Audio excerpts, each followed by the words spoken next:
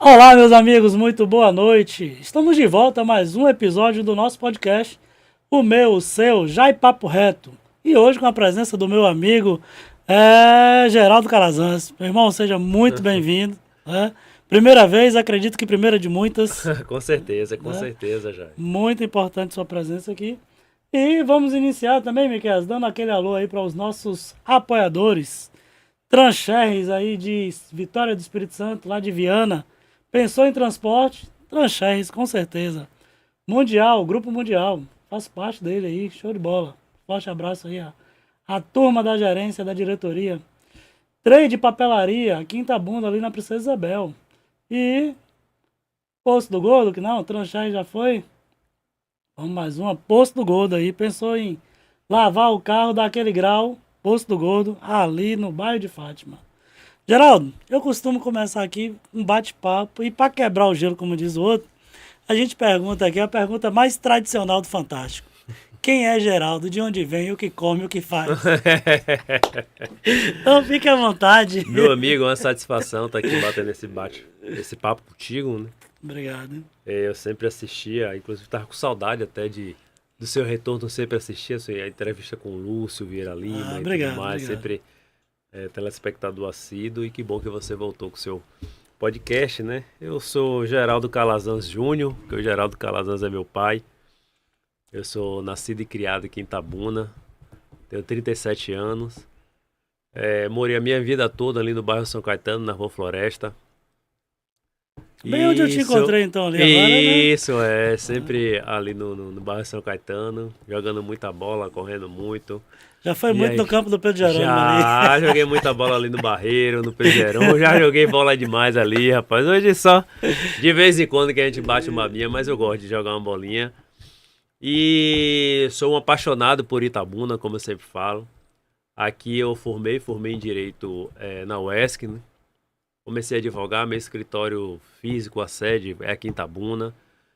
Eu falo escritório físico, a sede porque hoje com a internet, né, você acaba advogando em todo o Brasil, mas Sim. nossa sede é aqui. Eu também sou professor universitário, né? Há 10 anos, dou aula na UNEX, antiga UniFTC, e também no curso de Direito da UESC. E pós-graduação, mestrado, finalizando meu doutorado pela UFBA, mas sempre com as raízes fincadas aqui em Itabuna, Isso é muito né? bom. Eu falo que eu vou e volto, já morei em 6 estados, trabalhei em 19, mas sempre voltando para Itabuna. Eu Né? também. Itabuna, sou apaixonado por Itabuna. Eu amo isso aqui, cara. Eu não me vejo fora da cidade de Itabuna. Conheço várias outras cidades. Na Bahia, acho que umas 260, não, Porra. 360. Mas assim, a água de Itabuna é É diferenciada. diferente, é. Quem bebe não quer parar de beber mais, não. É verdade. Como você bem disse, está formado em direito aí, professor e tudo. Você tem uma carreira sólida como um advogado, professor universitário. Mas você descreve o impacto da sua família e da cidade de Itabuna na construção de pilares profissionais de que forma? Se na verdade meu pai, ele é também formado em Direito, né? Meu pai, ele advogou por um tempo, mas tem mais de 30 anos que ele não advoga, que ele é servidor público, estadual. E aí houve um entendimento pelo impedimento. Então ele tinha que escolher o concurso, ou o advogado ele ficou no concurso, né? E essa contribuição do meu pai, essa vontade, né? Que meu pai era da área jurídica. E aí eu falei, poxa, eu também quero ser advogado. E aí segui. E não me arrependo. Eu, na verdade, hoje eu não me vejo em outra área a não ser a área jurídica, né? Por exemplo, se tivesse a oportunidade de fazer medicina, fazer psicologia, qualquer outra área, engenharia, eu não ficaria feliz se eu tivesse em outra área a não ser a área jurídica. Então eu me realizei. E graças a Deus, já tenho uma carreira sólida na advocacia, né? De anos de São 14 advocacia, anos já. 14 anos, E aí foi uma construção, mas que muita luta, muita batalha que a gente sempre foi construindo para a carreira, construir o nome, né? Porque a advocacia é muito nome, né? Você tem que ter Sim. o seu nome é a sua marca na advocacia, e eu, graças a Deus, construí aqui em Itabuna, em região. E outra paixão que me surgiu também foi a docência, ser professor, né? Hoje eu já tenho quase 10 anos como professor, praticamente. São duas profissões que a E gente pode dizer que começa pelo amor. Começa pelo Porque amor. quando você começa a pelo advogar, amor. você não tem recursos, Não tem, né? você planta muito, É. né? É o que eu sempre falo, né? Que os alunos conversam comigo e sempre... Eu falo, olha o que eu sempre falo, na advocacia você planta, né? Vai plantando, vai plantando, vai plantando, até que um dia você colhe. Sem Então, dúvida. você vai plantando o professor principalmente que é por amor, porque professor você não ganha dinheiro como professor, né? Você Cara, não ganha dinheiro, tinha que você ser a profissão mais valorizada, valorizada, né? é verdade. Infelizmente. Mas você não ganha dinheiro como professor, então você acaba indo por amor mesmo, né? E eu me realizo sendo também professor universitário, é uma área que eu gosto muito. E de 10 aí vou chegar nos 15, no 20 e nos 30 aí sendo Amém. professor Que também. assim seja.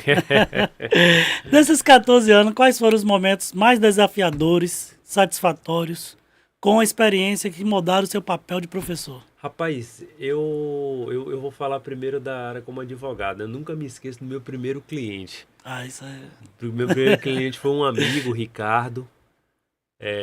Foi um caso, rapaz, olha que interessante. Foi um caso que ele comprou tinha uma... Você se lembra daquelas notas de plástico? Notas? Isso aí é uma nota de plástico, a nova nota sem que você tá valor? de 10 reais. Não, Sim. verdadeira, 10 reais, mas de plástico. Sim, lembro. 10 reais, etc. E ele foi comprar no mercado com uma de 100 reais, eu acho. E aí, como eram novas, o gerente recusou, disse que aquela nota era falsa. E ele recusou a compra dele. Nunca me esqueço, era véspera de Natal e ele não levou as compras de Natal. E nós entramos com ação, teve audiência, foi algo que me marcou. Até porque Ricardo também é um amigo. E foi algo que me marcou, né, esse processo. Mas também tiveram momentos na advocacia, eu acho que na advocacia ela te proporciona você conseguir na luta, né, realizar o direito, satisfazer o direito daquela pessoa, é algo muito gratificante, né? Óbvio que o advogado, você peticiona, você requer, você vai no juiz, você despacha, você faz isso, você faz aquilo, até sair o resultado. E quando o resultado é o satisfatório que o seu cliente esperava, o seu cliente espera, realmente é algo muito engrandecedor, né? E na docência, cara, quando um aluno chega, procura, um aluno fala, olha, professor, eu fui aprovado na UAB, professor, eu fiz isso, que você recebe uma mensagem, o aluno falando, olha, quando eu estava fazendo a prova, eu só me lembrei da sua aula. O que o senhor sempre falava em sala de aula caiu na prova da UAB. Muito obrigado por tudo, pelo apoio. Então é algo que te deixa muito gratificante. Não tem não. É gratificante, né? Você poder estar ajudando o aluno, você está ajudando os seus clientes. Óbvio que nem sempre o resultado vem o esperado, mas quando vem é muito satisfatório, né? A advocacia ela proporciona momentos maravilhosos, né? Não só para o advogado, mas também para o seu cliente. Então, eu me realizo nessas duas profissões e eu não me vejo em outras profissões a não ser advogado e professor universitário. Muito bom. Lembrei de uma parte que minha esposa estava falando comigo semana passada. Eu estava viajando e ela mandou uma mensagem. Olha que legal, uma aluna minha, encontrei uma aluna minha, ex-aluna, e falando que passou no vestibular e que isso, que aquilo, e que lembrou de mim. Bem essa mesma fato aí que você falou. Eu acho que são um dos picos, assim, pontos essenciais na vida do docente, né? Com certeza. Eu por exemplo, quando eu ando por aí nos fóruns, Bahia fora, eu sempre encontro um aluno meu, né? E aí você fala, professor, aquela deferência, né? Aquele respeito, aquela admiração, aquele carinho, que inclusive é recíproco. Eu também tenho uma relação excelente com os meus alunos, né? Então é algo que você ser reconhecido, hoje em dia já tem a aula remota. Sim. Né? Não é EAD, porque EAD é gravado e disponibiliza, é remoto, ou seja, ao vivo, né? Ao vivo. Então, para você ter ideia, eu dou aula hoje para Petrolina. Tem um aluno em Petrolina, Vitória da Conquista, Feira de Santana, Salvador, Jequié, Itapetinga. Então, eu tenho aluno na Bahia toda. Caramba! Né? E às vezes, quando eu vou nessas cidades, eu acabo encontrando alguém. Falou, o senhor é meu professor. Não, rapaz, como, é mesmo né? Aí eu não reconheço. Eu falo, rapaz, desculpa, é porque ele, não, professor, é porque os alunos estão me vendo. Sim. Mas eu não estou vendo os alunos. Verdade. Então, mas você ter esse carinho, essa deferência, essa gratidão é muito boa. É muito boa, amigo. Geraldo, sendo pós-graduado, mestre e agora doutorando em Direito, quais mudanças você percebe no ensino do Direito hoje em comparação ao ensino no início da sua trajetória acadêmica? Eu reconheço, Jai, que atualmente você tem menos cursos de direito. Hoje quer dizer, antes, né? Atualmente é uma proliferação dos cursos de direito, né? Eu reconheço que há um aumento considerável dos cursos de direito. Isso é preocupante. Por quê? Porque tem que se observar a qualidade do curso, né? Tem pessoas que partem do pressuposto de que... Inclusive faz parte da minha próxima pergunta. Pois é. E aí eu já adianto. E tem gente que parte do pressuposto que somente a instituição pública é a que presta, né? Não é bem assim. Temos instituições particulares de respeito, instituições particulares que elas buscam privilegiar e primam também pela qualidade no ensino. Sim. Mas o que me preocupa é quando você, por exemplo, no eixo Itabuna-Ilhéus, você tem aí 4 ou 5 cursos de direito, né? Quando você pega que no Brasil tem mais cursos de direito do que o mundo inteiro junto. Então, temos mais de 1 milhão de advogados no Brasil, né? Só em Itabuna, pelo menos inscrito, nós temos cerca de 2.000 advogados. Então, realmente, é muita gente, né? Mas, eu acho que deveria haver uma fiscalização maior por parte da instituição, por parte da OAB, quanto à inauguração dos cursos de direito, né? Do reconhecimento. Eu acho que deveria fiscalizar de forma intensa, deveria verificar como esses alunos estão saindo da instituição. Porque, por exemplo, eu não é puxando sardinha não, mas eu dou aula numa instituição particular, né, que é o Nex, FTC, que tá bom, e eu vejo realmente o empenho da coordenadora, a professora Raíldes, que eu já mando um abraço para ela, o empenho dela, a dedicação para que haja um curso de qualidade. E nós, professores, acompanhamos também esse empenho, essa dedicação, Isso para que a gente possa formar um aluno realmente de qualidade. Então, quando eu passo por uma graduação, pós-graduação, mestrado e um doutorado, essa reflexão eu acho de extrema importância, porque eu sou daqueles de que quando eu vejo o outro feliz, eu me sinto feliz. Então, o que eu consegui, eu quero que meus alunos também consigam. Mas para isso também os alunos têm que se dedicar e tem que ter uma faculdade, uma instituição que se preocupe com o alunado, que se preocupe com a formação, com o crescimento, com a transformação desse aluno. Então, eu observo com preocupação a proliferação dos cursos de direito, o aumento, né? Sim. Mas essa formação acadêmica, vamos dizer assim, que eu tenho, me possibilita ter esse olhar reflexivo quanto aos egressos das faculdades, aqueles que estão saindo da faculdade, né? Para que seja um profissional também de excelência e de qualidade. Mas quando eu falo profissional de qualidade, não é apenas no aspecto técnico jurídico, mas com o olhar humano também. Porque, por exemplo, se eu estou formando uma pessoa ali que hoje é juiz, que vai se tornar promotor, delegado, advogado, você tem que ter também esse olhar humano. Porque imagine um juiz que vai decidir sobre a vida de uma pessoa que não tem um olhar humano.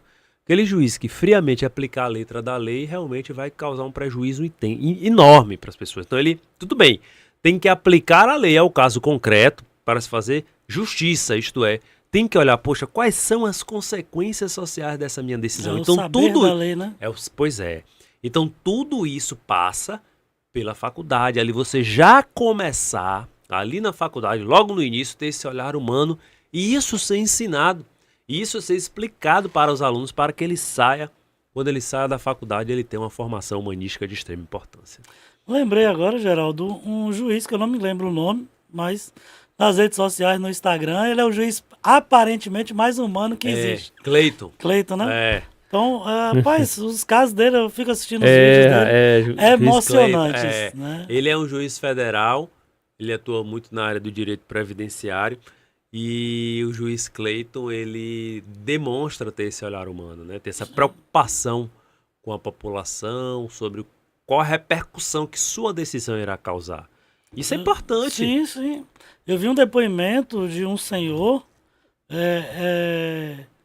sem instrução, assim, né? Ele falando da forma dele, do jeitinho dele, Sim, mas sim. cada palavra assim, cara, que sabe que toca o coração e o juiz assim, em planto, praticamente chorando. Tem juízes com esse olhar humano que realmente através da decisão judicial ele muda a vida das pessoas. Porque eu falo sempre para os clientes, falo, olha, o juiz é uma decisão, ele pode dar uma decisão que agrade uma parte, que agrade a outra ou que não agrade ninguém. Sim. Então é por isso que o juiz tem que ter uma sensibilidade social, tem que ter o trato, tem que saber conversar, dialogar, conciliar, para que se faça justiça através da sua decisão. Porque, repito, se for uma decisão que não agrada a ninguém, ninguém vai ficar satisfeito, todo mundo vai ficar com a sensação de injustiça. Então é por isso que desde a faculdade, essa forma, o que se denomina de formação humanística, ela tem que prevalecer. Importante isso. A gente falando dessas duas partes, humana e o saber da lei, tocar num tema aqui que foi o julgamento mais falado agora, que é o julgamento de Marielle. Sim. Né? Sim. E a gente fica pensando assim, 7 anos para o julgamento, e quando a gente fala que a justiça é cega, mas é que ela tarda, mas ela chega. Sua visão desse julgamento, assim, em todos os fatos? Na verdade, o julgamento Marielle, ele foi um julgamento de extrema complexidade. Imagino. Por quê? Porque primeiro, para saber, até descobrir os autores do fato. Segundo, os executores. Segundo, os mandantes, né? Terceiro, o que é que a motivação, por que levou a isso, né? Nada justifica, mas eu estou dizendo para a gente entender essa complexidade. Então, foi um julgamento que teve também intervenção política. Tira um delegado, bota outro delegado, faz isso, faz aquilo. Ou seja, foi toda uma engenharia até chegarmos no final do julgamento. E realmente... Dos autores. Dos autores, dos né? autores. Ainda vai longe. O que eu vou ser sincero contigo. O ponto-chefe desse julgamento foi a delação. Né? Delação de Rony Lessa, em que ele confessou isso, falou tudo. Né? Então, a partir dali, foi que realmente ganhou um norte. Porque até então, estava muito no mundo da especulação. Né? Será que foi? Será que não foi? Ele matou, ele não matou, ele mandou, quem não mandou, e etc. Mas quando o Rony Lessa resolve delatar, falar tudo o que sabe, aí as coisas começaram a ganhar um norte. Até porque eu me lembro bem que tinha um delegado que foi afastado, tinha outro que estava segurando o processo, tinha outro... Uns 3 delegados. Uns 3 delegados que passaram. Isso. E foi um caso de extrema complexidade. Então, até para o delegado que finalizou o procedimento, para ele finalizar, para ele concluir, leva tempo. Porque ele está investigando, está apurando, está investigando o Ministério Público também e tudo mais. E a própria dinâmica processual, ela fez com que demorasse. Quando eu falo dinâmica processual, o quê? Número de testemunhas para serem ouvidas. Né? Testemunha de acusação, de defesa. Validar se alguns que foram ouvidos de fato... De fato estão falando válidos, a verdade, exato. são válidos, né? Buscar elementos para ver se a delação de Rony Lessa ela é verdadeira. Né? Ou se ele não estava inventando. Os mandantes lá, que né, os Brazão, se realmente ele... É um caso de extrema complexidade. Os irmãos Brazão, né? Brazão, alguma coisa assim. E então, para o que está sendo acusado de ser mandante. Então, são situações que realmente fazem com que o processo se torne complexo. Mas a gente pega como ponto de partida o processo de Marielle, mas realmente o processo judicial, ele é moroso. Né? Ele demora, o que não deveria acontecer. Até porque o que se espera do Poder Judiciário é uma prestação jurisdicional célere, mas ele demora, ele é moroso. E tem várias questões quanto a isso, viu, Jai? Quando você pega, por exemplo, um juiz em Itabuna responsável por 10 mil processos. Como é que o cara vai dar conta disso, né? Humanamente impossível. Você pega um juiz com 5 mil processos à disposição. Como é que ele vai gerir 5 mil processos de forma célere? Então é o que falta o quê? Falta estrutura, falta servidores, falta concursos para colocar mais servidores. E quando você vê um processo que você pensou, poxa, é simples, mas se torna complexo, se torna demorado em razão dos problemas estruturais do Poder Judiciário. Até porque tem juízes que buscam imprimir celeridade aos processos. Mas só que, infelizmente, a própria estrutura não lhe permite que ele seja assim. Hoje eu estava no escritório, vim direto, estava em uma reunião, no escritório, fui para uma reunião e ia vir para cá. E a cliente perguntou: doutor, mas esse processo está demorando tanto tempo. O senhor me dá um prazo quando vai resolver? Eu falo: não tenho como te dar esse prazo. Porque qualquer prazo que eu fale para a senhora, eu vou estar mentindo. Sim. Porque possa ser que a decisão saia amanhã, mas possa ser que saia daqui a 6 meses, daqui a 1 ano, daqui a 3 meses. Não tem como, porque depende do juiz. Então, eu pego o caso Marielle como exemplo, a razão foi um caso extremamente complexo, né? E o que acredito que ainda vai servir de estudos aí, com certeza, em várias faculdades. Com certeza. Alguns temas vão cair em provas. Com certeza. E aí eu pego do caso Marielle para, a partir daí, estender essa resposta para reconhecer a morosidade do sistema de justiça, e repito, não por culpa dos juízes, mas sim realmente porque o nosso sistema de justiça precisa de mais pessoal.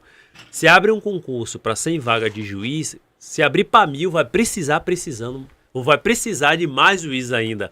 Então, ainda mais quando é um caso de extrema gravidade e complexidade como o de Marielle, por isso que gerou toda essa repercussão e também por isso que gerou toda essa complexidade.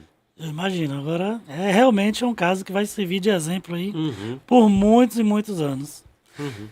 Diante desse cenário todo, como você vê o papel do professor universitário na preparação de futuros advogados para o desafio da profissão? Muito importante, muito importante. O professor universitário hoje, ele deixou de ser aquele chamado cuspe-giz. Tinha um professor meu que falava isso: professor de direito é cuspe-giz. Por que cuspe-giz? Porque o professor de direito, se ele tiver um giz, né, na época era o giz, se ele tiver um piloto, um pincel e um quadro, ele dá aula. Sim. Pronto. Né? Mas o professor de direito, o docente, deixou de ser somente isso, né? Então ele é de extrema relevância na formação jurídica e na formação pessoal e profissional do aluno. É tanto que hoje a gente trabalha com as chamadas metodologias ativas, isto é, você trazer o aluno para o centro da sala de aula, para que ele efetivamente participe como um ator processual. Então, você pegar o aluno e simplesmente deixar ele sentado na cadeira e você está aqui explicando, o aluno vai simplesmente, no máximo... Não tem interatividade nenhuma. E o aprendizado diminui. Diminui. Então, você tem que colocar o aluno como um ator na sala de aula. Ator que eu digo como efetivo partícipe, né, do processo de aprendizagem. Você também tem que buscar a formação humanística do aluno. Você tem que fazer com que o aluno interaja com os demais colegas para que haja esse trabalho em grupo, essa percepção de que ele sozinho não vai para lugar nenhum. A importância da análise da coletividade. Então, um professor que não esteja capacitado e preparado para ser esse profissional, realmente a formação dos alunos ficará muito prejudicada. Então é por isso que hoje, né, até em escola, em faculdades particulares, existem processos seletivos para ingressar. Não é somente me dá seu currículo aí que eu vou te botar, não. E tem processo seletivo, importa. Processo seletivo, análise de currículo, aula pública, quais as metodologias que ele aplica, como é o desenvolvimento dele, ou seja, tudo isso para poder verificar se aquele professor está preparado não apenas para transmitir o conhecimento, mas também para contribuir de fato na formação tanto profissional, técnica e pessoal do respectivo aluno. Né? Calazans, você acha que o perfil do professor consegue ser transmitido para o aluno e depois de formado ou na carreira dele, ele consegue trazer esse perfil do professor? Aquele professor mais rígido vai formar um advogado mais rígido. Aquele professor mais flexível vai formar um advogado mais flexível. Consegue transmitir isso? Eu acho que consegue, velho. Por isso que eu falo por mim. Eu, como professor, ora você tem que ser rígido, ora você tem que ser flexível, né? Sim. Ora você tem que ali cobrar, exigir e tudo mais, ser aquele professor mais carrasco, vamos dizer assim. E hora você tem que dosar, né? Hora você tem que ser flexível. Então, entender pontos de vista, né? Com certeza, né? Eu falo sempre o seguinte, eu falo para meus alunos, olha, A análise do professor, mesmo em uma prova, ela é sempre subjetiva. Porque o professor não deve tratar os iguais de forma igual, né? E os desiguais de forma desigual. Ou seja, o que é que eu quero dizer com isso? Na verdade, o professor deve tratar os iguais de forma igual e os desiguais de forma desigual. O que é que eu quero dizer com isso? Poxa, eu sempre ponderei o seguinte, eu falo, rapaz, o cara trabalha de manhã, o cara trabalha de tarde. Quando chega à noite, o cara tá ali, ó, assistindo a aula, participando, interagindo, fazendo as atividades e tudo mais. E quando você tem alunos que o cara não trabalha de manhã, não trabalha de tarde, e à noite tá lá na aula, pega o celular, bota no ouvido. Interesse quase zero. Então, poxa, cara, como é que você vai tratar esses dois alunos de tem maneira... Não igualdade. tem como, pô. Isso aí não é igualdade, entendeu, já? Exatamente. Então o professor, ele pondera isso, né? E tem que ponderar. Eu acho Tem que importante. ponderar. Então você ser rígido o tempo todo? Não. Né? Agora também, você deixar de ser rígido, você deixar de cobrar ou de exigir, aí também é prejudicial. Então é por Sim. isso que tem que ponderar esses É aspectos, aquela né? coisa dos filhos, né? Te dá um Sim, pouquinho. com certeza. Cobra um pouquinho. A relação é exatamente essa. Você cobra um pouquinho, depois relaxa. Cobra um pouquinho, depois relaxa. Então a relação é exatamente essa do aluno e professor, cara. E eu com os meus alunos, é o que eu falo contigo. Já tenho aí 10 anos como professor, né? Então, eu, graças a Deus, sempre venho colhendo excelentes frutos. Que bom. Né? Sempre venho colhendo muitos frutos positivos por parte dos alunos, o reconhecimento. Por quê? Porque não só dosar isso, mas realmente é levar a sério a profissão. É o que você fala, por amor mesmo. Porque, rapaz, a remuneração do professor que deveria ser, sim, né? Sim. Muito melhor remunerado. Conheço vários professores aí que a gente sabe que não, né? Imprimir papel do cidadão, né, o papel da família, o papel da escola, que inclusive muitos pais acham que a escola, o papel dos pais está na escola, quando na verdade não está. É Né? isso mesmo. Então, é isso mesmo. Eu acho importante demais a parte fundamental. Falando na área escolar, a gente tem um tema que a gente, claro que não deveria deixar passar em branco, que é um tema super atual, que é o Enem. Na sua opinião, qual o papel do Enem como instrumento de inclusão e democratização do acesso ao ensino superior? Hoje... Até porque o Enem agora está virando porta de tudo, né? Concursos, né? Então, além do hoje ensino superior. O Enem, né? Então, além do ensino superior. O Enem, né? Na dimensão que ele ganhou, é extremamente relevante. Por quê? Porque o Enem, ele deixa de ser, né? Ele deixa de ser apenas um mero processo seletivo, né? E ele ganhou a abrangência que deveria ganhar, né? Essa abrangência nacional. Eu me lembro bem que na época do vestibular, o Enem, ele simplesmente... O Enem não, cada faculdade tinha, né, a sua autonomia para poder estabelecer o seu vestibular. E aí quando você percebe o Enem, que tem essa abrangência nacional, olha que a importância que ganhou para fins de inclusão. É você verificar qual é a dificuldade de cada aluno e, consequentemente, você permitir que ele possa estudar em qualquer universidade, em qualquer local do Brasil. Então, aquele aluno, por exemplo, do Acre, ao invés de concorrer somente às vagas do Acre, ele vai concorrer a vagas do Brasil inteiro. Então veja a dimensão e a importância que ganhou o Enem. Inclusive está acontecendo, teve a primeira prova domingo, vai ter a outra prova semana que vem. Então esse processo de democratização do ensino através do Enem tem que ser reconhecido, né?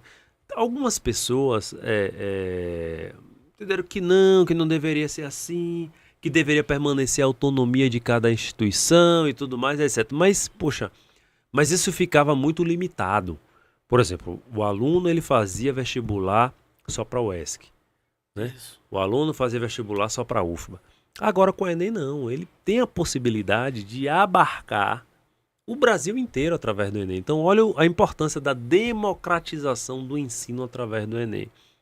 Então eu vejo de extrema relevância a nova roupagem que foi o Enem, que o Enem ganhou. E essa implementação tem que se fortalecer e efetivar cada vez mais. E os temas também que são propostos no Enem, redação e tudo mais, agora Eu ia te mesmo... falar aqui, minha próxima pergunta Pois aqui, é, pois é. puxando sardinha pra gente aí, Sim, né? sim, sim. O desafio da valorização da herança africana no Brasil. Sim. Cara, que tema, hein? Tema excelente, cara. Tema excelente, que realmente para você saber como dissertar sobre isso, você tem que ter conhecimento, né? Você tem que ter conhecimento de atualidade, você tem que ter conhecimentos gerais, enfim. Olha que tema importante, né? E aí, qual é a herança, o que é que vai ter? Óbvio, teve quem não está preparado para enfrentar um tema desse, realmente vai ficar Acho perdido, ruim, né? exatamente. Mas isso aí, através desse tema da redação, ele realmente já vai selecionar quem está preparado e quem não está. Porque o aluno, hoje em dia, ele tem que ter essa formação humanística. Ele tem que ter uma formação em atualidades, uma análise crítica sobre a situação que nós estamos vivendo. Não é necessário, não é possível que tenhamos apenas aquele aluno que se limite a saber matemática, a saber português, a saber... Isso é o básico. Sim. Então, consequentemente, você tem que ter essa análise crítica. E esse tema da redação atualmente foi fantástico, né? Fantástico. E que dá para você trabalhar muita coisa. Quando você se prepara, quando você tem conhecimento... porque o conhecimento hoje ele está muito difundido, né? Hoje, eu falo na minha época, né? Alguns meses atrás... Mas não tinha essa difusão do conhecimento, não, né? não, de forma alguma. Hoje em dia, você abre a internet, tem conhecimento. Sim. Você vai no Instagram, tem conhecimento. Qualquer lugar que você vá, dá pra você ter Eu passei conhecimento. 15 anos vendendo livros no Brasil. Conhecimento era através de livros. Pois é, né? pois é. Era uma baça, Pois era é. um livro de pesquisa. Pois é, então hoje E tá... nem todos tinham acesso. Sim, Ainda tinha isso. Né? Porque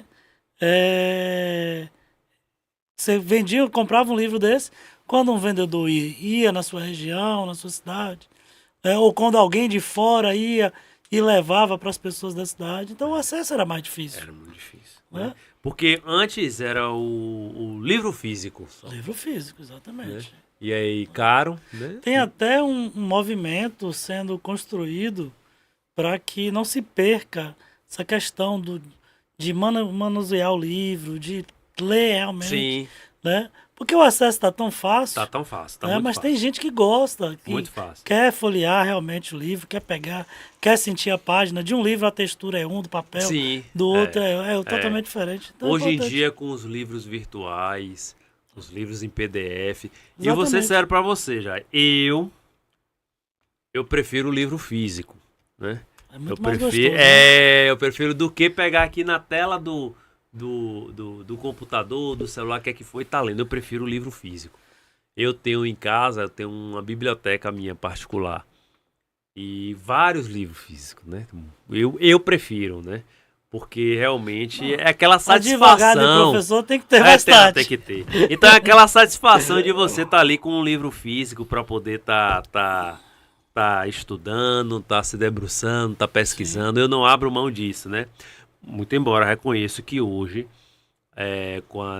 com essa possibilidade dos livros virtuais, do conhecimento através da internet, tenha ampliado muito o acesso ao ensino, né?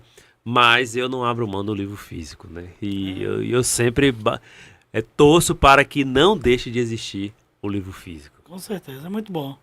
Vamos dar uma lida aqui. Cláudia Machado, um super profissional e como um ser humano incomparável. Quase não sai.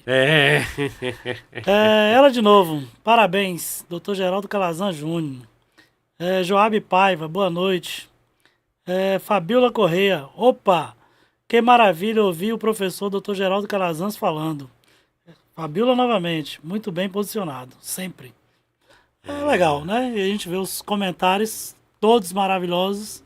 Isso super é muito bom, importante. Isso é né? muito bom, isso é muito bom. Mostra muito o carinho que você tem, que a população tem por você. Isso é muito bom, Seus muito alunos, gratificante. tá? Muito legal. Piquez, vamos vender um jabazinho aí? Como diz o outro aí. E aí, Grupo Mundial. Lá de Brasília, atacadista aí, material de construção, show de bola. Né? Quem mais? Trem de papelaria. Tá chegando a hora da gente comprar aquele material de escritório, de escolar, né? É. Rapaz, quando abriu a trade de papelaria, eu falei, cara, o cara é louco, o cara vai botar uma papelaria aqui. Naquele Onde é? prédio não tem nada. Que No prédio Trade é? Center. Ah, sim, no trade, no É, trade. lá embaixo. Sim. Se você esquecer um lápis, uma caneta, todo mundo só vai comprar É, ali, cara. Desce Só ali, tem- comprou e volta. É assim Só mesmo. tem ele, então. Transfer, transporte aí para todo o Espírito Santo e o sul do Rio de Janeiro. Né? E Posto do Gordo, lavagem aqui. Lavagem e higienização de carro. Conhece o Posto do Gordo? Não, onde é? No bairro de Fátima ali. Aquela rua, a Rua da Churrascaria Vicente. Acho Ah, sim, colado sim, ali, sim, Gordo. sim. Muito bom, muito bom. Muito boa a lavagem lá, sei onde é. Sei onde é. Vamos falar um pouquinho de política? Bora, amigo, bora. Pronto. O que te motivou a entrar na política e decidir se candidatar a vereador? Pois Em é, Itabuna. amigo. Rapaz, eu esse ano teve essa novidade que eu fui candidato a vereador aqui em Itabuna, né? Professor, Antes, advogado, professor e político. antes eu tava, eu era dos bastidores, né? Bastidores, eu sempre apoiei, Atuou na né? Câmara, não foi? Apoiei, eu fui consultor jurídico da Câmara por 6 anos aqui em Itabuna, né? O advogado da Câmara, vamos dizer assim. E depois eu cheguei a ser assessor parlamentar. Depois, e aí sempre nos bastidores, sempre Sim. trabalhando tecnicamente, né? Mas cara, eu vi assim, eu falei, rapaz, eu posso contribuir para o progresso de Itabuna. Eu posso contribuir. E essa contribuição eu faço questão de colocar o meu nome. E aí você pergunta, tem gente que fala, Jai, rapaz, você é doido. Me falaram Meu isso. pai, Ai, meu pai chegou pra mim, meu pai falou, mas meu filho, meu pai e minha mãe, você com sua vida organizada, sua muda, mexe profissão, tudo. sua profissão, você com sua vida organizada, você quer se meter nisso pra quê? Não faça isso, meu filho. Eu falei para meus pais, mas eu tô com vontade, né? Eu falei, eu não queria chegar com 60, 70, 80 anos, parar e falar, poxa, eu quis ser candidato, por que eu não fui? Sim. Não tinha nada me impedindo, né? E aí eu falei, eu quero ser candidato. E também, eu acho que eu poderia contribuir muito para a cidade de Itabuna, através do papel que o vereador realmente tem que fazer, né? Produzir as leis e fiscalizar. Eu acho que eu poderia ajudar muito a cidade de Itabuna, né? Eu acho que eu faria um papel muito bom enquanto vereador, né? E vendo os anseios da população, eu via muita gente criticando, eu não me sinto representado. Nossa, olha a Câmara que tá aí, isso, aquilo, muitas críticas. Eu falei, Eu olha, acho que a gente teve uma Câmara muito criticada nos últimos anos e talvez a que tenha a maior quantidade de críticas. Eu não sei se você concorda comigo, sim, mas porque na verdade essa Câmara, a Câmara atual, né, ainda ela, atual, até 31 de dezembro. Pena ela que só renovou ela- 57%. ela foi uma Câmara muito formada, muito assistencialista, né? Você pode observar, foram líderes de bairros, Já ia te falar isso. né, que foram exatamente. eleitos. Então, os líderes de bairros, eles acabaram saindo na frente, porque o assistencialismo era de manhã, de tarde e de noite, né? Sim. Eles estavam ali sempre à disposição das pessoas e as pessoas entenderam que o reconhecimento, que a gratidão pelos favores seria através do voto. E elegeram muitos líderes de bairro, né? Aí veja, a população que elegeu muitos líderes de bairros acabaram criticando a Câmara que elegeu, né? É tanto que se você observar, na composição renovada atual, muitos líderes de bairro saíram. Sim. Então falou, olha, eu te botei lá, mas eu não gostei de te botar lá, então vou te tirar. Eu achava interessante. Não é interessante, impressionante, vamos dizer assim. Quando eu vi alguma propaganda de um determinado vereador e quando eu perguntava cadê os projetos, não tinha. Não tem, E quando eu vi o mais absurdo, vereador fez uma solicitação de providência. É. Cara, sinceramente. Quando você pega e vê, tá, qual foi a sua produção legislativa? Nenhuma. Ah, eu fiz o pedido de providência. Não, Não é isso. Não é isso. Pedido de providência. Produção legislativa. E aí não tem. Então, percebendo esse vazio, vamos dizer assim, eu falei, poxa, eu posso ajudar Itabuna nesse ponto. E aí foi por isso que eu coloquei meu nome, né? Coloquei meu nome à disposição.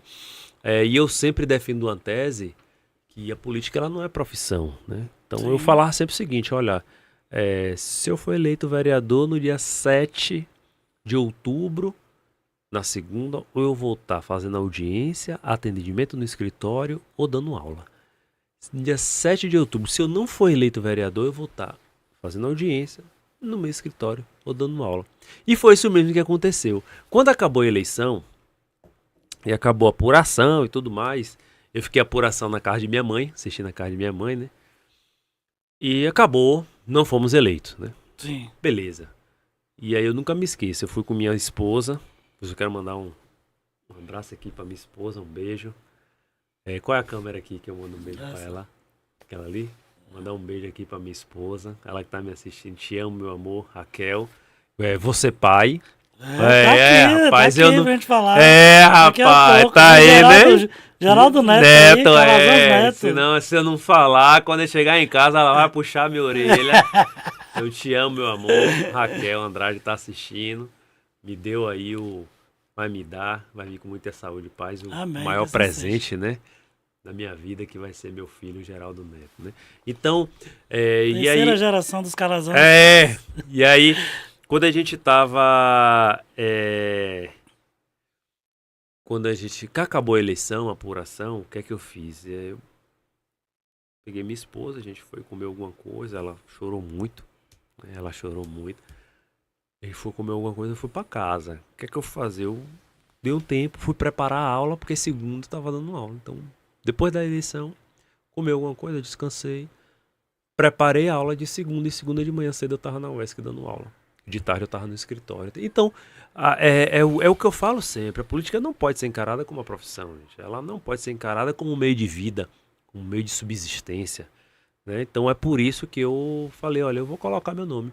E não me arrependo, né? Muito embora... Você teve 687 votos. 687 votos, quase 700 votos, né? Primeira vez. Primeira vez foi ali realmente... E aí, quando eu paro, a gente sempre cria expectativas, né? Sim.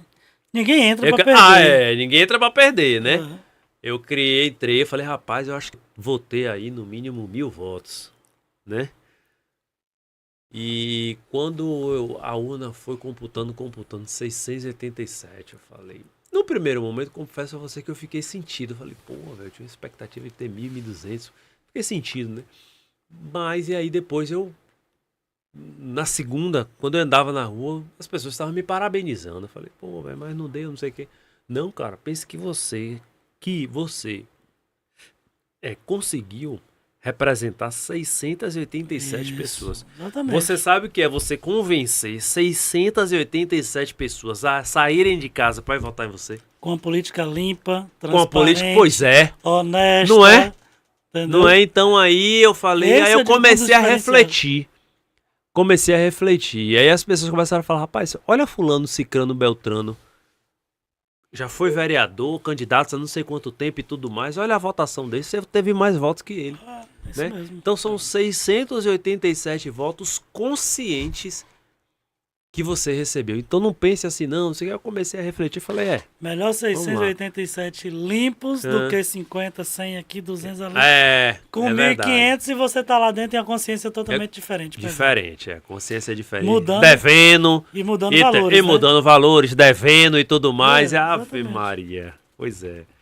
Mas a política é uma viagem. Ai. Eu vi algumas das suas pautas, mas falei algumas das suas que você iria defender na Câmara. Prioridade é educação. Como você falou aí, educação infantil. Eu penso que uma criança fora da sala de aula, ela não é um prejuízo só para a criança, nem para os pais, nem para a família, para a nação. Né? Para a sociedade inteira. Quando você observa uma criança que não está estudando, isso traz um prejuízo imenso para toda a população. Sem dúvida. O lugar de criança é na sala de aula. A criança tem que estar estudando. Então, quando eu vejo, por exemplo, em Itabuna, escolas municipais fechadas, estrutura precária, muito embora inúmeros professores ali aguerridos, batalhando para transmitir o conhecimento, mas não tem estrutura. A gente teve uma E escola aqui no bairro Lamanto, totalmente destruída, professor lá dentro dando aula, chovendo e caindo A água. do Califórnia, O muro caiu, caiu, matou pai e filho, né? No São Caetano, caiu o telhado. o telhado caiu, quase mata as crianças. Graças a Deus, caiu cedo, Não tinha 1 ou 2 horas antes da aula começar. Então Fica veja, triste né? com essa Então, para situação. mim, a prioridade é pauta educação. Óbvio, né? Sem deixar de lado, buscar melhoria da saúde e tudo mais. Mas eu iria, e tínhamos, né? Muitos projetos, muitas ideias em torno da educação que dava para a gente fazer um bom trabalho. Então, se você me perguntar, Calazans, qual seria a sua pauta prioritária educação? Para a gente poder melhorar a educação da cidade de Itabuna, para a gente poder também fazer com que essas crianças deixem de ficar fora da sala de aula. A gente ia fazer uma ideia de atuação conjunta com o executivo, trabalho e conscientização para a gente poder impulsionar. Eu acho interessante vários projetos que tem que trabalham no contraturno da escola, né? Com certeza, cara. Então a gente tira a criança da rua, né? Coloque numa sala de aula, seja para fazer um bordado, sim. né? Para fazer uma pintura, Perfeito, para ocupar a mente, o mente. espaço. Já né? dizia minha avó, né? Mente vazia, oficina do diabo. É isso mesmo. E literalmente é assim mesmo. Então eu acho super Literalmente. importante esses projetos. Até esteve aqui semana passada o Everton Souza, que faz uma campanha arrecadando brinquedos, alimentos Sim. para crianças de alguns bairros de Itabuna e que tem esse projeto dentro do projeto dele, que ele quer ampliar Sim. e trazer essas oportunidades para as crianças da população da região dele. Geraldo, ao vivenciar um ambiente político mais de perto, houve alguma decepção que você pensa hoje do papel da política, volta, continua? Qual a sua visão depois de vivenciar essa parte? Que antes foi o querer, eu quero ser político. E agora? Já, e quando eu nunca me esqueço disso. Estávamos num determinado local e tinha um representante partidário de um outro estado. E alguém falou, olha, doutor Geraldo Calazans, que é advogado, professor aqui na cidade, candidato a vereador. Na verdade, pré-candidato. Né? Tá aí pré-candidato, quer colocar o nome como candidato a vereador. E aí o rapaz falou, saia. Muito bom ver um jovem na política, competente. Saia, seja candidato. Falei, é mesmo? Agora se prepare para 2 coisas. Primeiro, decepção. Você vai se decepcionar com muitas pessoas. Você vai se decepcionar com pessoas. Você vai refletir sobre certos acontecimentos. Você vai achar que a pessoa vai estar contigo e vai dizer que está quando você vai ver não está. Então se prepare para a decepção. E segundo, se prepare porque você não vai ser o mesmo depois de ser candidato. Eu falei, mesmo Você vai ver pessoas que você já ajudou, que você já estendeu a mão, na época que você nem pensava em ser candidato, em ser político, mas que você estendeu a mão, você ajudou, e a pessoa não vai estar contigo. Você vai criar expectativas e a pessoa não vai estar contigo. E a partir daí não tem como você ser o mesmo, nem com a pessoa, nem com a vida. Porque você vai começar a refletir sobre certas coisas. E isso tudo aconteceu. Pessoas que eu ajudei, que eu estendi a mão, independente de qualquer retorno. Sim. Né? Há 10 anos atrás, que eu ajudei. Conta, pô, está comigo. E eu ajudei e tudo mais. Eu falo, pô, amigo, agora eu queria contar com você. Oxe, tô contigo, se preocupe não. Se você botar o nome, eu tô com você. Vá, falei, pô, beleza.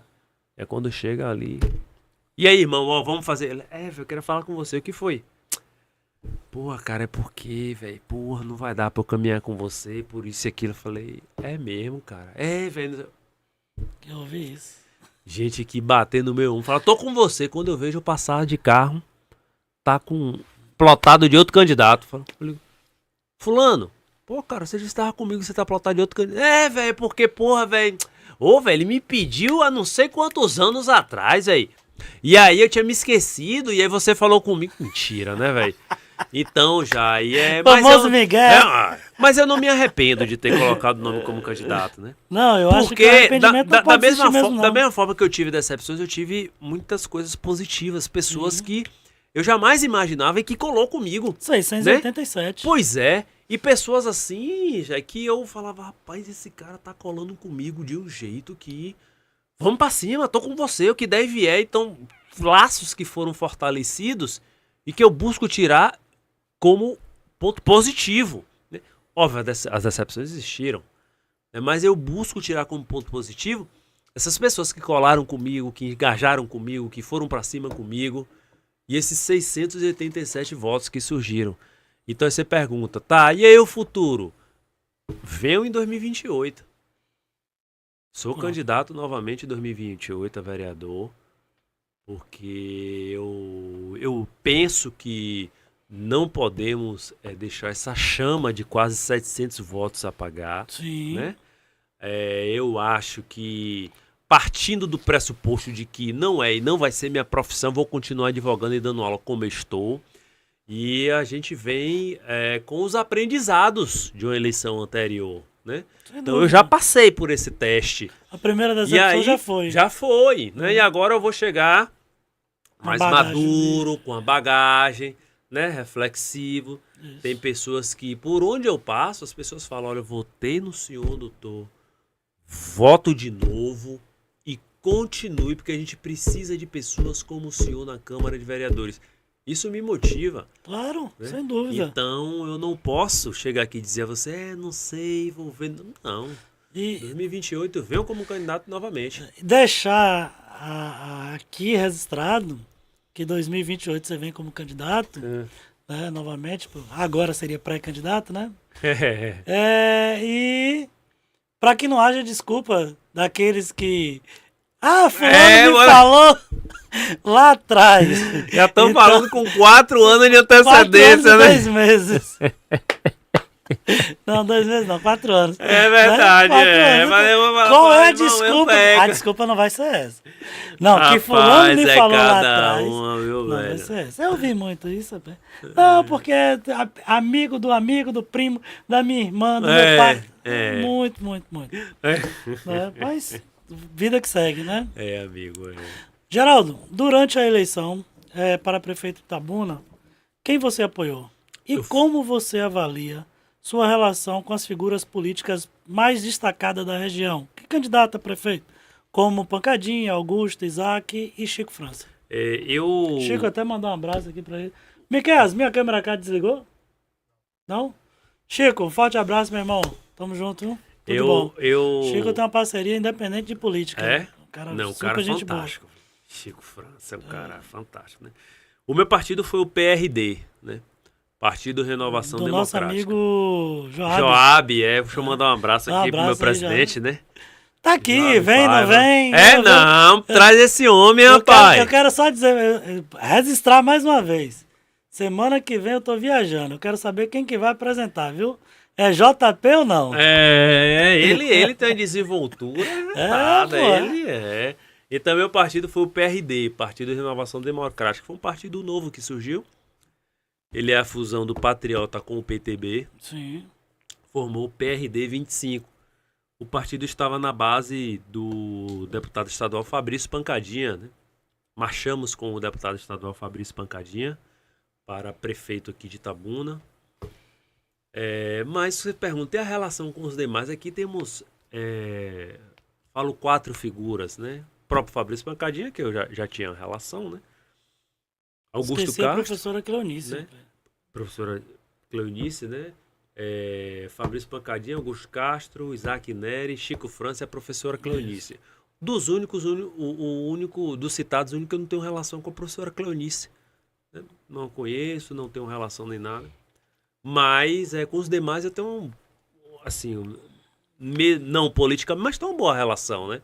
Pois o Fabrício Pancadinha, eu apoiei ele para deputado estadual, né? Ajudei na formação da sua campanha ali para deputado estadual, marchamos juntos, ele foi eleito. Agora, como prefeito, também marchamos juntos, caminhei ao lado dele, né? Na base dele. Então nem se fala a minha relação com ele. O prefeito Augusto Castro, Pessoal, não tenho nada contra ele, pessoal. Inclusive, eu apoiei Augusto nas 3 ocasiões dele para deputado estadual. Na primeira vez que ele foi eleito, na reeleição, e na outra que ele perdeu a reeleição. Sim. Ele, quando foi candidato a prefeito em 2016, foi 16 que Fernando Gomes ganhou. Sim. Votei nele, apoiei ele, fiz campanha para ele. Então não tenho nada contra Augusto, né? Não tenho nenhuma animosidade, ao menos de minha parte, não tenho nenhuma animosidade, nada contra ele, contra Augusto. E repito, inclusive já o apoiei em outras ocasiões. Isaac Neri, também não tenho nada contra Isaac, tenho uma boa relação com Isaac, onde a gente se encontra. Ele sempre é muito cordial, muito respeitoso comigo, né? A gente sempre dialoga, sempre conversa. Chico França, me aproximei mais de Chico agora na campanha, que a gente sempre se encontrava, conversava, tudo mais. Realmente Chico é uma pessoa fantástica, né? Pessoa muito maravilhosa. Chico França. Tranquilo demais, meu irmão. Muito tranquilo, uma pessoa que... Foi meu cobaia no podcast. Foi? Foi meu primeiro podcast. Foi com ele? Depois dele foi Guinho. E logo a gente volta, vai fazer mais um. E aí eu com essas figuras, sou a professora Cleonice, repito que eu não tenho nenhum contato, né? Não tenho nenhuma relação com ela, mas com as principais figuras aqui de Itabuna eu não tenho nenhum problema, não. Eu costumo separar sempre, né, as relações, né? Política, pessoal e tudo isso mais. É importante. Pena que nem todos fazem isso. Pois é, tanto onde eu encontro. O Augusto, se eu encontrar, faço questão de cumprimentá-lo, falar com ele. Inclusive, quando ele esteve de Covid, né? Quando ele foi candidato a prefeito, eu estava com Azevedo, apoiei Azevedo. Trabalhei no jurídico de Azevedo, mas Augusto estava naquela época da Covid, eu estava torcendo para a sua melhoria, para a sua recuperação, claro, né? Eu via comentários, nunca me esqueço, eu via comentários nas redes sociais. Vai morrer, vai não sei o quê, meu Deus do céu. Então, é um absurdo. Eu sou contra isso, né? O Isaac também, onde eu encontro. Eu tirei umas 2 pessoas do meu grupo exatamente por esse tipo de comentário. Não pode existir, independente de lado político... Nada, o ser humano, lógico. Então aí eu sempre prezo por manter as relações, entendeu? Isso é importantíssimo. Politicamente, não marchamos juntos, né? Seja com Augusto, com Isaac ou com Chico, mas a vida continua, as relações continuam, né? E eu sempre torço pelo melhor de cada um e pelo bem de cada um. Quando a gente veio morar em Itabuna, a gente foi morar no Pedro Jerônimo. Sim. E a mãe de Adriano, que é o irmão de Augusto, morava lá. Sim. E minha mãe comprou a casa deles. Então, assim, eu conheci Adriano, Augusto, quando eu tinha 8 anos de idade. Então, tem um tempinho muito bom. O Augusto, meu irmão, cuidou dele na pandemia. Meu irmão é médico, né? Cuidou dele na pandemia. E cuidou agora do pai dele também, que infelizmente o pai dele não resistiu e veio a falecer, né? 98 anos. Com Augusto, com Chico, com Isaac, não tem um problema nenhum de relacionamento. Legal. A gente voltando para essa questão. Inclusive, qualquer um dos 3 quiser me contratar para advogar, é só ir lá no escritório, assinar a procuração. Tô de boa. Assina a procuração, se tiver alguma causa jurídica, alguma coisa. É isso aí. Né? Pode estar aí, assinando a procuração. Só para deixar claro, a gente fala na resenha, mas para deixar claro que eu separo muito bem. Olha que interessante. Não vou citar o nome, mas por exemplo, eu advogava para um vereador, cheguei para ele, conversei com ele, né? Falei, irmão, eu tô aqui advogando pra você, mas eu quero ser transparente contigo. Ele, o que foi? Falei, velho, eu vou... Lá na frente eu vou ser candidato a vereador. Eu já tô te falando, porque eu sou seu advogado. Né? Mas lá na frente eu vou ser candidato a vereador. E aí ele falou, velho, você é um cara da porra. Falei, sinceridade, velho. Falei, não, claro, sinceridade. Claro, assim, transparência se você olha que tá, ele me mandava os clientes... Quando precisava de alguma coisa, não sei o que, me mandava cliente e tudo mais. E eu separava muito bem. Eu não pedia voto para os eleitores dele. Sim. Né? Eu estava ali enquanto advogado, o doutor Geraldo Calazan, lá no meu escritório. E a gente conseguiu separar muito bem. Então é para deixar claro que uma coisa é a profissão. Uma coisa é quando qualquer pessoa que seja esse vereador, Isaac, Augusto, Chico França, Cleonice, qualquer candidato a vereador, qualquer vereador... procura o meu escritório, está procurando o doutor Geraldo Calazans, advogado. Isso. Para deixar claro que não tem nada a ver com política. O meu escritório é o meu escritório. Política é política. Eleição acabou, vários vereadores, candidatos, Rapaz, doutor, tô com uma pessoa aqui que tá com dificuldade. Mande aí que a gente conversa, a gente instrui, a gente conversa, sem problema nenhum. Então, porque eles percebem também Sim. que meu Trabalho escritório, profissional com que é. certeza, não tem nada a Super ver, né? importante. Então, o lado profissional tem que prevalecer sempre. Diferente daqueles que batem no peito de eu sou vereador, né? Aconteceu um fato, rapaz, que tava abastecendo no posto, né? Sim. E aí a fila tava grande e tal. Eu tava lá no posto. Chega um cara, passa na frente desse cidadão aqui, atravessa o carro. Não, porque eu vou abastecer primeiro, porque eu sou vereador. Foi mesmo, cara. Eu falei, meu irmão, você nem ganhou ainda. Você já tá assim, imagine quando você ganhar. Eu falei, não, velho, é absurdo, né? E quando você ganhar, você estará vereador. Uma hora É vai isso acabar. mesmo. Uma hora vai Aí acabar. é que muitos se confundem. Rapaz, vereador não é concurso público. Você Em entendeu? 4 anos, ó, Rapidinho. passa meu irmão. rápido. Porque tá bom. Quando passa, não é reeleito. E aí, meu A Deus do gente céu, e vê agora? casos aqui de ex-vereadores que infelizmente não administraram o tempo ou a verba que ganharam. É isso mesmo. E tem passando condições difíceis. É verdade. E aí volta pra filinha do SUS. É isso mesmo. Entendeu? Volta a pedir favor. Então, assim, É. não é nada. Não é gente, nada, não é nada. entendeu? Eu penso da seguinte forma, já. Na minha vida, eu levo um lema que meu pai sempre falou: portas são feitas para serem abertas e não fechadas. Então, em qualquer área, seja na advocacia, como professor, como pessoa, como candidato, eu não fecho portas. E eu ainda digo mais um. Ah, Pontes são construídas para você atravessar. Só que ela tem 2 vias. Ela vai e e volta. volta. Aí você atravessou agora, beleza. Você pode precisar voltar. É verdade. Entendeu? É verdade. Então você construiu a ponte, atravessou, beleza. Te serviu, foi Sim, ótimo. sim, sim. Mas, meu irmão, no Brasil só tem 2 BR de ponta a ponta. É 101 e 116. Uma hora você volta pelo lado de lá, mas outra hora você quer voltar pelo lado de cá. Entendeu? Geraldo, após essas experiências, aliás, essa aqui você já me respondeu. Você pretende sim voltar candidato em 2028? Sim, sim. Qual a sua avaliação geral das últimas eleições municipais? Rapaz, primeiro vamos falar numa visão macro, vamos dizer assim, a nível de Bahia. O que deu para perceber foi uma sensação de continuidade da população, né? Seja no sentido de reeleição, seja no sentido de fazer sucessor. As pessoas, por exemplo, você pega aí as principais cidades, né?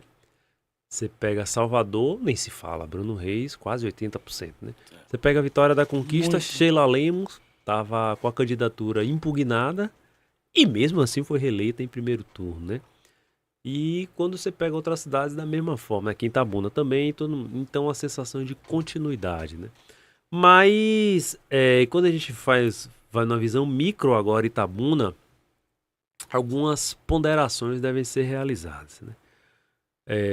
Primeiro, não só essa sensação, né, que de certa forma acabou se concretizando na urna, mas também Augusto sobre usar a máquina. A máquina que estava à sua disposição, ele soube utilizar. Né? Muito. E muito. Ele soube utilizar a máquina. Né? Demonstrou que realmente a profissão dele é ser político. Né? Já leu o currículo de Augusto? Não, Fantástico, deputado. velho. Qual é? Currículo mesmo dele. Sim, não. Pega o currículo dele. As emendas, os trabalhos. Político. Augusto é político. Pode não saber fazer outra coisa. Sim. Mas sim. político ele é. Não, ele Costurar, ele sabe. ele demonstrou aí, Entendeu? né? E também nessa eleição municipal, para além disso, essa sensação e tudo mais, usar a máquina que ele usou muito bem.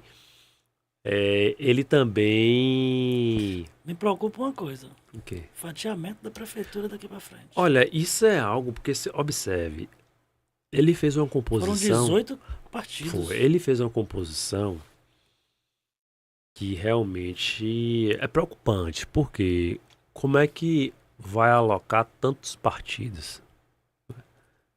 Não é possível que ele não tenha feito essa composição já pensando nisso. Falou, se eu ganhar, como é que eu vou reunir todos esses partidos? Como é que eu vou aglutinar essas forças, né? Porque, por exemplo, se você vai dar uma secretaria para um partido, o outro partido vai querer a secretaria também. E não, Não, tem porque 18 pra mim- secretarias. Porque pra mim uma diretoria e pro partido tal é uma secretaria. Não, porque não. Vamos ver qual a engenharia que ele vai fazer, né? Primeiro. E segundo, sobre esse aspecto, é aquela coisa aí que ele vai ter essa autonomia ou independência toda, porque se a secretaria é de um partido, ele não vai ter ingerência para poder nomear nem indicar, né? Sim. Tem partidos aí que não aceitam isso. Exatamente. A gente sabe muito bem que essas falam, não, epa, aqui não, aqui é nosso acordo. A gente já vê isso lá de cima. Pois é. Federal, Pois, estadual. quando você briga pega, grande no quando governo você federal. pega, quando você pega, por exemplo, nível federal, União Brasil tem 3 secretarias mesmo, 3 ministérios no governo Lula. Isso. E olha que era um partido de oposição. Quando você vê agora para a eleição da Câmara dos Deputados, PT e PL juntos para eleger o sucessor de Lira, Isso. que é Hugo Mota. Que Ah, virada foi aquela, pois é. Porque É o Mar, Antônio Brito, os caras, todo mundo, não sei o que, de repente aparece o nome lá do Todo Republicanos. mundo apostava em Elmar. Pois é. O nome do Republicanos, não é nem do PP de Lira, apoiado pelo PT, PL e o Centrão. Então, por exemplo... Ele vai levar.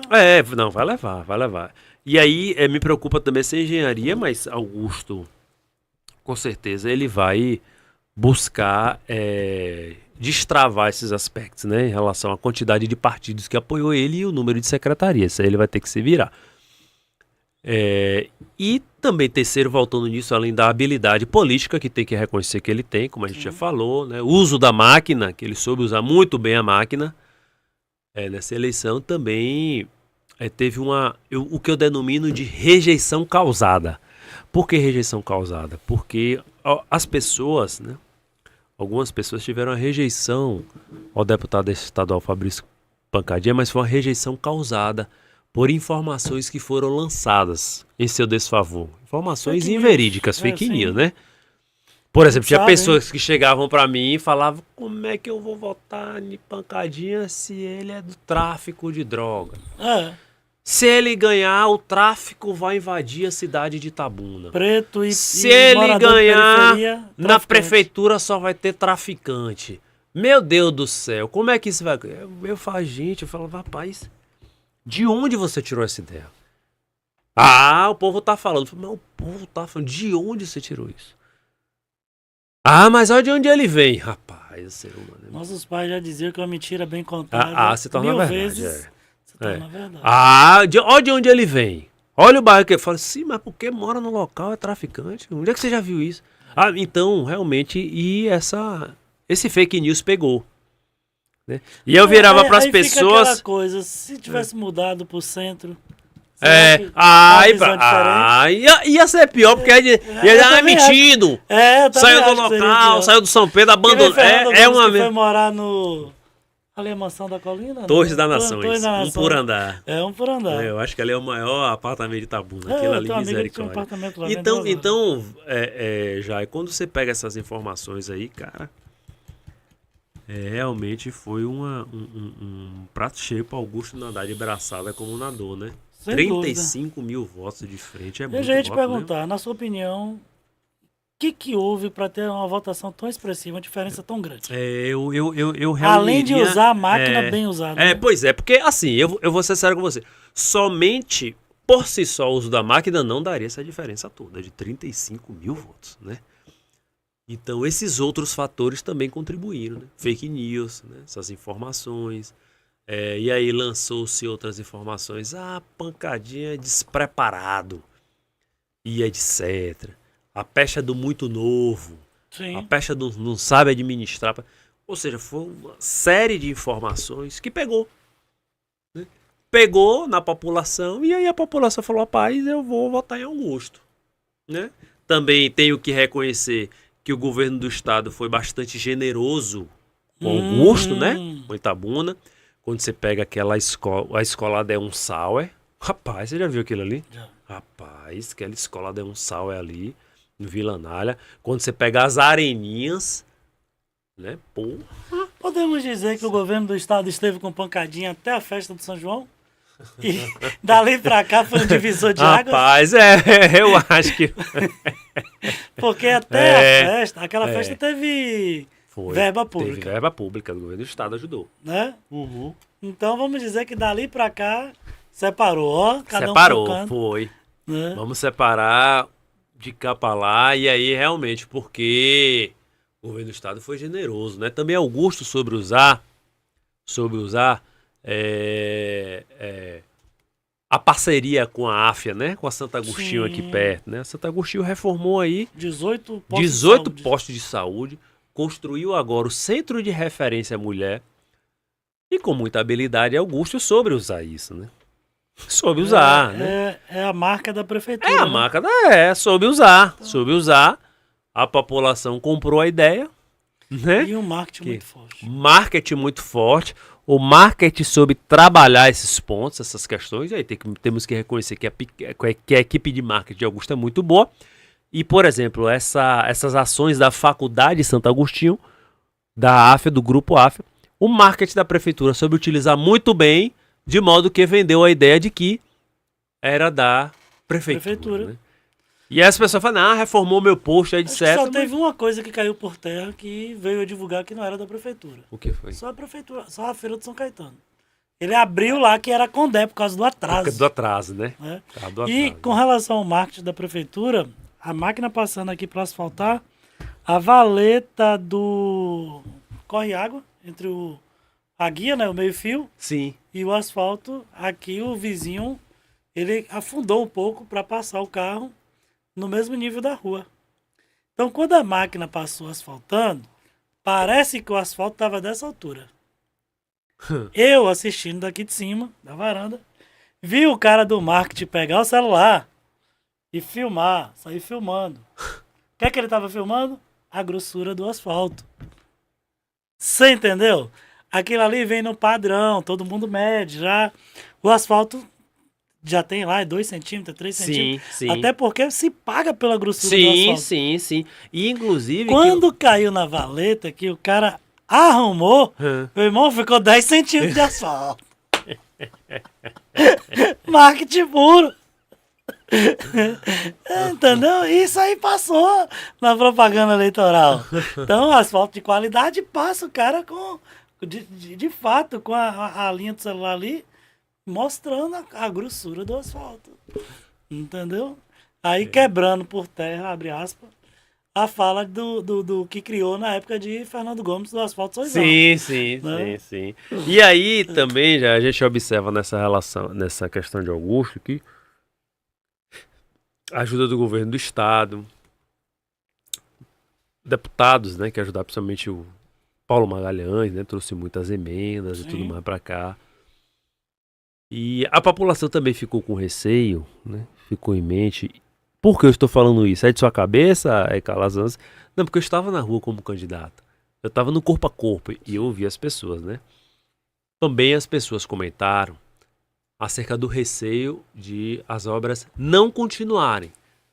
Porque quando você pega principalmente as praças, o que é que você vive? Todas as praças fechadas. Né? Sim. Isso gerou no subconsciente das pessoas o seguinte, poxa, se Augusto não continuar, Tudo vai ficar parado. tudo vai ficar parado. Vai ficar abandonado. Canal do Lava Pés, lembra? Sim, pois é. Então, Exatamente Augusto tem isso. que continuar para essas obras andarem. Eu falo isso porque as pessoas falavam isso para mim, né? Quando eu chegava, né, no local, pedia a voz, eu falei, e aí, para prefeito, falou, olha, meu partido, eu tô com pancadinha, velho.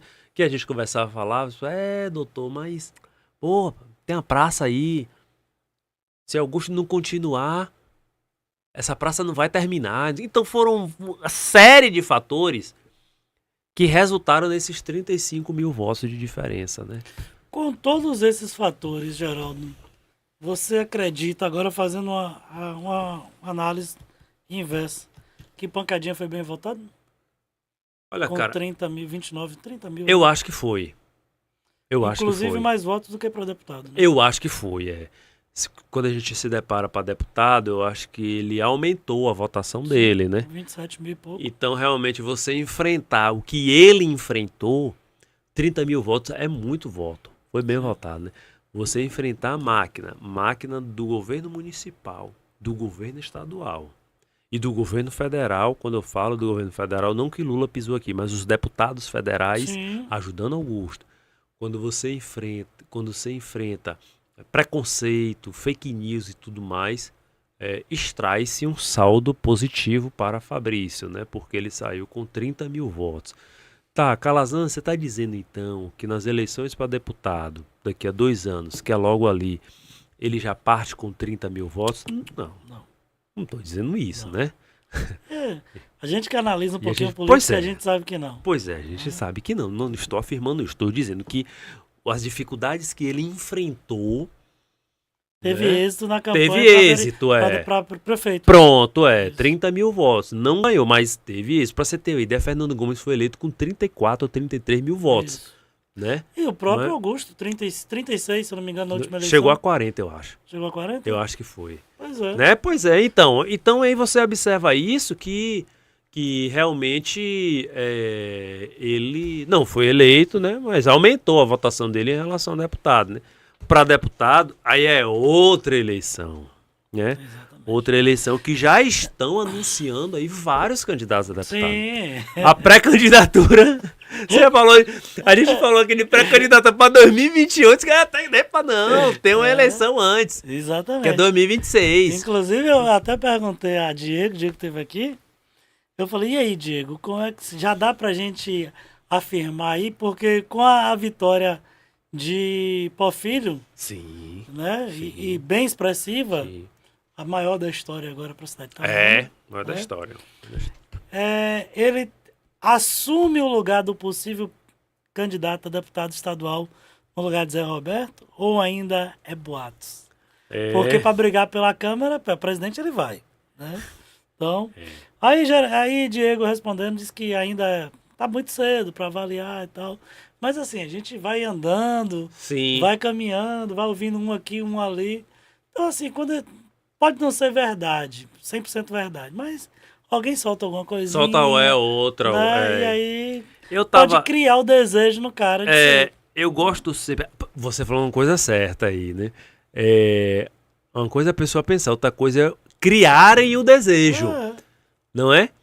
Por exemplo, rapaz, por que você não sai? Por que você não vai? Você é um bom nome, você foi isso, você é aquilo, você não sei o que, você para a refletir. Fala, rapaz, tá todo mundo falando isso. Pega daí, a história do energético. Esqueci o nome agora. O mais famoso, velho? Red Bull. Red Bull pegou um bocado de lata, amassou e jogou na lixeira. Foi assim que começou a história da Red Bull. Aí você passava. Não que é possível, que é isso. Todo mundo, o cara ia pegar os lixo, um monte de latinha da Red Bull. Não, tem alguém que tá consumindo muito isso. Chegava no ponto. Tem essa lata? Tem Red Bull? Interessante. Criou o quê? É verdade. Desejo. Do desejo partiu a necessidade. Da necessidade se criou a venda do produto. Então, na cabeça dele, ele pode começar a pensar. Sim. Né? Igual o povo tá falando. Já está anunciando até pelos 4 cantos, né, que ele vai. Que ele já reúne votos necessários para ser o presidente da Câmara, né? Não sabemos aí se já passou por uma articulação com Augusto, porque também já se tem informação que André, né, vem como deputada, candidata a deputada estadual. Não tem né? isso, né? Até porque Zé Alberto e Erasmo já anunciaram o apoio a Andréa, né? Aí eu lá no meu grupo, eu não sei se você tá lá. Tô. Lembrei agora de um artigo de Marcos Vence, onde ele fala exatamente isso. Que a derrota de Geraldo Simões começou quando ele quis emplacar a Jussara, a prefeita de Itabuna, né? Então, na vida política. Depois Thiago a deputado. Depois Thiago deputado, exatamente. Que naquela eleição, se ele dobrasse com outro deputado estadual, ele seria reeleito deputado federal. Então, assim, foram escolhas que a gente fica pensando, será que André vai ser uma boa opção para Augusto Castro, né? Sim. Mas a gente não tá na cabeça de ninguém. De só ninguém, de só ninguém. eles Hoje é aí um que cenário, daqui a um ano é outro, daqui a 2 anos é outro, e aí exatamente as isso. coisas são voláteis, né? Acabam mudando e vamos ver como é que vai ser, né? Vamos ver. Vamos lá. Você disse que natural acabou a água aí? Miquel, Acabou. pega mais um pouquinho de água, por favor. Natural de Itabuna, cresceu aqui, a família toda. É super importante isso. Quais são as principais lições que você carrega dos seus pais, Geraldo e Cleonice Calazans, e como elas influenciam na sua vida hoje? Meus pais são tudo em minha Inclusive, vida, eu vi né? um vídeo seu maravilhoso, cara. Meus pais são tudo em minha vida. Até mandar um abraço para eles também. Meu pai, Geraldo Calazans. Eu sou Geraldo Calazans Júnior. E meu filho é Geraldo Calazans Neto. E minha mãe, Cleonice Calazans, né? Eles que me apoiam em tudo, né? Me apoiam em tudo. Então, as lições que eu carrego, antes de tomar qualquer decisão, eu me reúno com meus pais para conversar. Isso eu faço questão de fazer sempre já. Por exemplo, para ser candidato, eu conversei com meus pais. Isso é né? importante, é muito bom. Olha, eu quero ser candidato para ouvir a opinião deles, pra saber o Não que tem eles filho acham. grande, né? Não. E aí eu sempre converso com eles para poder eles estarem opinando, né, aconselhando por onde eu devo ir, o que é que eu devo fazer, o que é que eles acham. Então, as lições que eles, desde criança, eles me ensinaram, né? Educação, respeitar o próximo, trabalhar, ser honesto, ser íntegro, ser ético. Muito bom. Então, essas lições eu carrego pro resto de minha vida, né? E é o que eu falo, as decisões que eu tomo, eu sempre converso com meus pais antes de tomar qualquer decisão. Eu acho de extrema relevância, literalmente, cumprir o mandamento bíblico de honrar teu pai e tua mãe. Isso eu faço até Amém. hoje. E é isso também que eu vou passar pro meu filho, essas lições, para que ele respeite os pais, os avós. Eu sou um cara muito família, então as lições que eles me passaram, eu carrego e irei carregar pro resto de minha Isso é vida. bom né? demais. Eu sou muito apegado à minha mãe. Eu tô viajando, ela me fala comigo todo dia, meu irmão. Todo dia. Se eu abrir o celular, acho que não tem um dia que não tenha uma mensagem minha e dela. Meu pai já é um pouquinho mais distante, mas eu falo semanal, Sim, sim. né? Mas minha mãe é todo dia. E aí é meu bebê, meu nego. Eu Sim, falo, meu... sim. eu falo, eu já cresci, rapaz. Ela, não, pra mim não. Ai. Filho é filho, né? Não tem jeito. Falamos aqui algumas vezes de Geraldo Neto. E aí eu pergunto, você tá prestes a ser pai? Como está se preparando para a chegada de Geraldo? Rapaz, minha esposa, não sei se ela tá assistindo. Olha que interessante. Porque na política, você sabe muito bem, você é uma imersão.